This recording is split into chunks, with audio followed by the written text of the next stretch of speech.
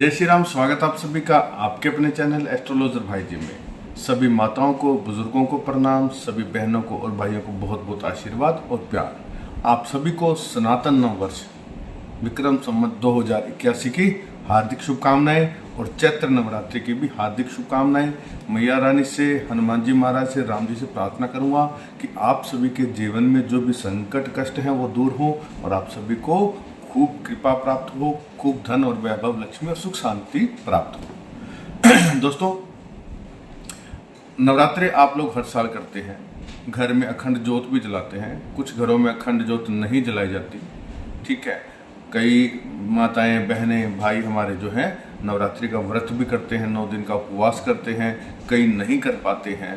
तो ठीक है, आपकी जो पूजा है आप करते हैं, लेकिन आप पूजा में एक गलती या एक भूल मोस्टली लोग, बहुत सारे लोग जो है नवरात्रे में कर जाते हैं, जिसके कारण उनकी पूजा सफल नहीं होती, ठीक है।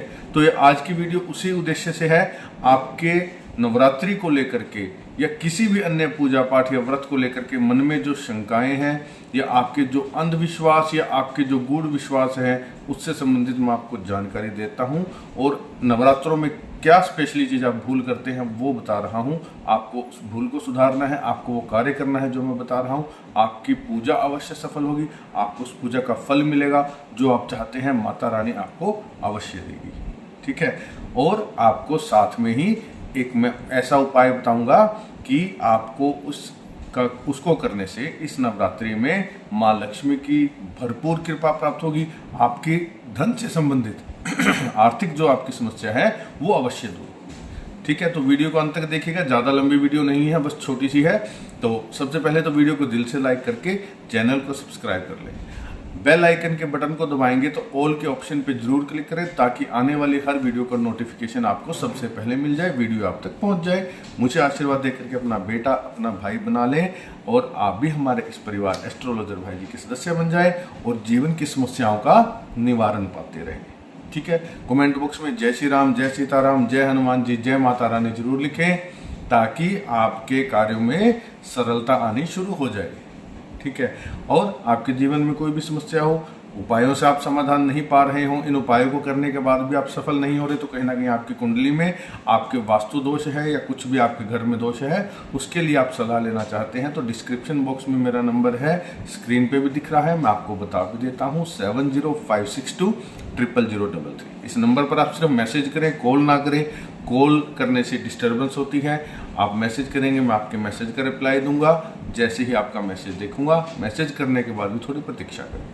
पर्सनली आप कुंडली प्रेडिक्शन करवाते हैं, कुंडली दिखाते हैं या आपकी समस्याओं का समाधान चाहते हैं, तो छोटी सी फीस पे करनी पड़ेगी, वो मैं आपको फीस पे करने के बाद में आपका निवारण अवश्य दूंगा, ठीक है। चलिए अब बढ़ते हैं वीडियो में। नवरात्रि में दोस्तों कि बहुत से लोगों के मन में शंका होती है कि मैं व्रत नहीं रख पाता हूँ या रख पाती हूँ तो क्या मेरी नवरात्रि सफल नहीं होती। देखिए, गरुड़ पुराण में स्पष्ट लिखा है कि व्रत करने से, ठीक है, शरीर को कष्ट देने से कभी भी आपके पाप कम नहीं होते, आपकी समस्याएं दूर नहीं होती। वो एक वैज्ञानिक प्रक्रिया है कि हमें उपवास करना चाहिए। अगर आपको किसी, जैसे आजकल बहुत से भाई बहन शुगर से ग्रस्त हैं या उनको शरीर में अन्य कोई बीमारी है तो भूखा नहीं रह पाते, तो आप बेफिक्र रहिएगा, क्योंकि माँ कौन है? माँ तो माँ है। भगवान कौन है? हमारे पिता है। कोई भी माता पिता ये नहीं चाहेगा कि हमारा बच्चा भूखा रहे। आपकी श्रद्धा है, आप विश्वास है, आप व्रत कीजिए। मैं ये नहीं कहता कि मत कीजिए, आप कीजिए, लेकिन अगर आप नहीं कर पाते हैं तो आप मन में वहम मत रखिए। बस आप सात्विक भोजन कीजिए, अल्प आहार लीजिए, थोड़ा कम भोजन लीजिए, ताकि आपको भगवान की पूजा में आलस्य ना आए। इतना सही लॉजिक है। व्रत आप नहीं कर पाते हैं तो मन में वहम ना करें, आप अल्प आहार लेकर के छोटा थोड़ा बहुत जो है 2-3 टाइम आप कोई फ्रूट वगैरह या कुछ भी, लेकिन सात्विक भोजन करें। बस आप रोटी अगर चपाती खाना चाहते हो तो आप वो भी खाइए, कोई बात नहीं, उसमें भी आपको दोष नहीं लगेगा। लेकिन व्रत का अर्थ क्या होता है? संकल्प। अब कई माता बहनें क्या करती हैं कि व्रत तो कर लिया, लेकिन बहू जो है अपनी सहेलियों के आगे या अपनी माँ के आगे, अपने मायके वालों के आगे अपनी सास की चुगलियां कर रही हैं, अपने पति की बुराई कर रही हैं। सासुएं जो हैं वो अपने बेटियों के आगे, अपने परिवारजनों के आगे, अपनी सहेलियों के आगे अपनी बहू की चुगलियां कर रही हैं, ठीक है। हम दूसरों की निंदाएं कर रहे हैं, हम झूठ बोल रहे हैं, हम बुरे काम कर रहे हैं। तो आपकी ऐसे व्रत जो है आप शारीरिक जो व्रत कर रहे हैं भोजन छोड़ करके, उसका कोई लाभ नहीं है। व्रत का अर्थ होता है हमें सात्विक रहना चाहिए, हमारा मस्तिष्क, हमारे मन में बुरे विचार ना आए, हम दूसरों की निंदा ना करें, झूठ ना बोले, मन हमारा पवित्र रहे। भोजन चाहे आप 3 के बजाय 5 समय कीजिए तो भी आपको दोष नहीं लगेगा। बस आपको पवित्र रहना चाहिए मानसिक और आंतरिक रूप से। समझ गए मेरी बात? तो व्रत को आप कीजिए ना कीजिए वो आपकी मर्जी है, पर मन को शुद्ध रखिए, अच्छे विचार रखिए, नंबर 1।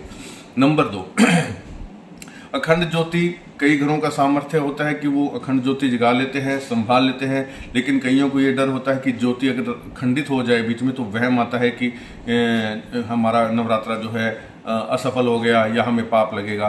तो वो उनकी मन की भावना है, अगर वो ज्योति को अखंड रखने में सक्षम है, वो उसको संभाल सकते हैं कि ज्योति जो है वो खंडित ना हो, तो वो अखंड ज्योत जगाए। अगर उनके मन में ऐसी शंका है कि वो नहीं संभाल पाएंगे तो भी उनको कोई दोष नहीं लगता, वो सुबह शाम का दीपक मैया का जगा करके अपनी ज्योत पूजा पाठ करें।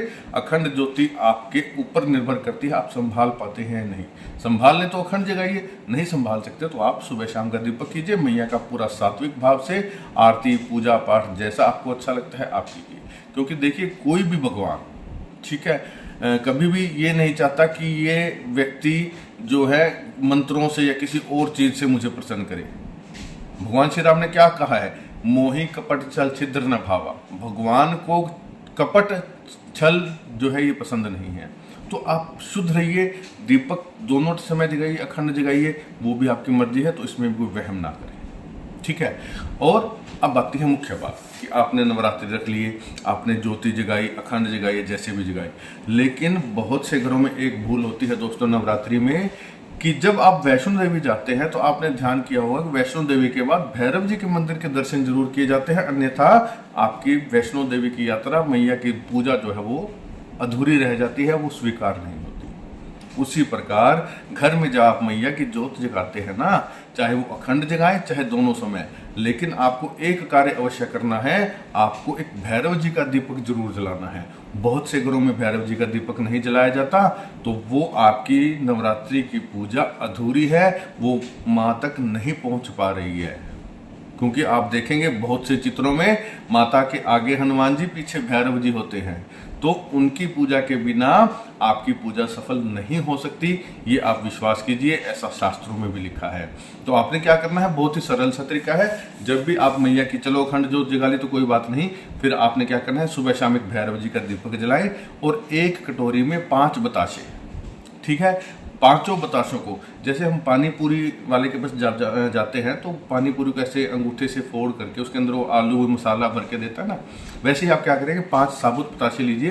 अब पताशों के फूले हुए हिस्से के ऊपर जब आप उंगली से छेद करेंगे ना, तो ऊपर की पपड़ी हट जाएगी, उसके अंदर छेद हो जाएगा, उसके अंदर 1-2 बूंद जो है सरसों के तेल की डालें।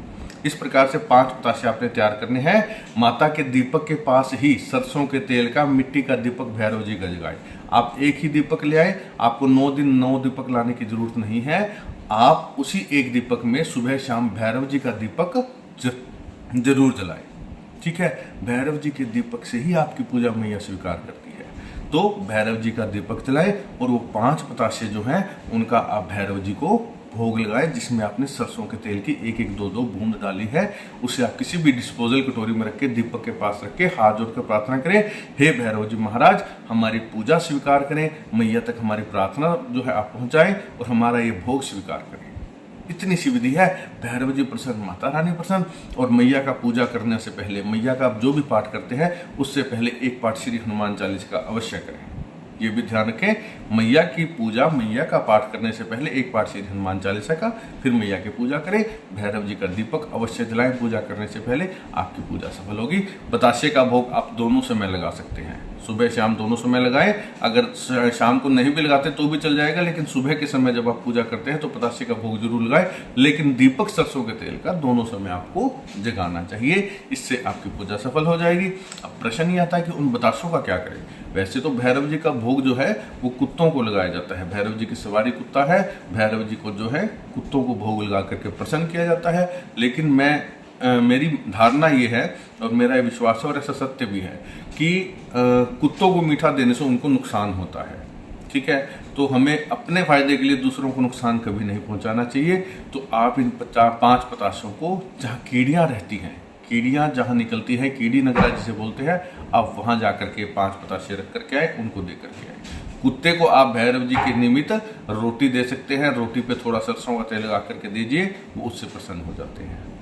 ये तो हो गई पूजा की बात। अब आपको हर नवरात्रों में धन प्राप्ति के लिए, लक्ष्मी के लिए क्या करना है, आप पहले दिन से, ठीक है, नवरात्रि के पहले दिन से जब आप पूजा करते हैं, रोजाना मैया के आगे आप एक पीली कोड़ी, ठीक है, एक पीली कोड़ी आप मैया के आगे अर्पण करें। पूजा करके आप पीली कोड़ी को अपने हाथ में लें, मुट्ठी में बंद करें और माँ लक्ष्मी का मंत्र है ओम सिद्ध श्रीयाय नमः, ठीक है, ओम सिद्ध श्रीयाय नमः, ये बोल करके आपने रोजाना एक कोड़ी मैया को चढ़ानी है। कितनी बार बोलना है, आप मुट्ठी में बंद करके आप काउंटिंग कीजिए ना कीजिए, लेकिन मैक्सिमम अपने मन से आइडिया करके ओम सिद्ध श्रीयाय नमः, ओम सिद्ध श्रीयाय नमः, जितना आप समय दे सकते हैं आपकी मर्जी है, कम से कम 4 से 5 मिनट का समय देना चाहिए। वो बोल करके वो कोड़ी सिद्ध हो जाएगी, उसे मैया के सामने आप अर्पण कर दें। माँ लक्ष्मी का ध्यान करके रोजाना आपने अपनी पूजा में प्रक्रिया शामिल करनी है।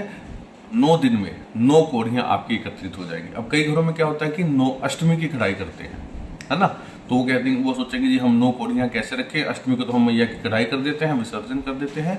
तो वो 8वें दिन, 8वें नवरात्रे कढ़ाई करने से पहले 2 कोड़ियां अपने पास रख ले, 2 कोड़ियों को रख करके फिर वो मंत्र बोले और अर्पण कर दे, तो आपकी 9 कोड़ियां पूरी हो जाएंगी। मैया का विसर्जन करने के बाद में, कढ़ाई करने के बाद में, कन्या भोजन के बाद में उन 9 कोड़ियों को एक लाल रंग के कपड़े में पोटली बना करके, सुंदर साफ कपड़ा ले, यूज किया हुआ ना हो, स्क्वायर कपड़ा लेकर के उसमें जो है आप पोटली बना करके अपने लॉकर में उसको आप रख दें 9वीं के दिन। अगर आप अष्टमी की कढ़ाई कर लेते हैं तो अष्टमी की कढ़ाई के बाद रख ले, अगर आप 9वीं की कढ़ाई करते हैं तो 9वीं की कढ़ाई के बाद उसे अपने लॉकर में रख दे।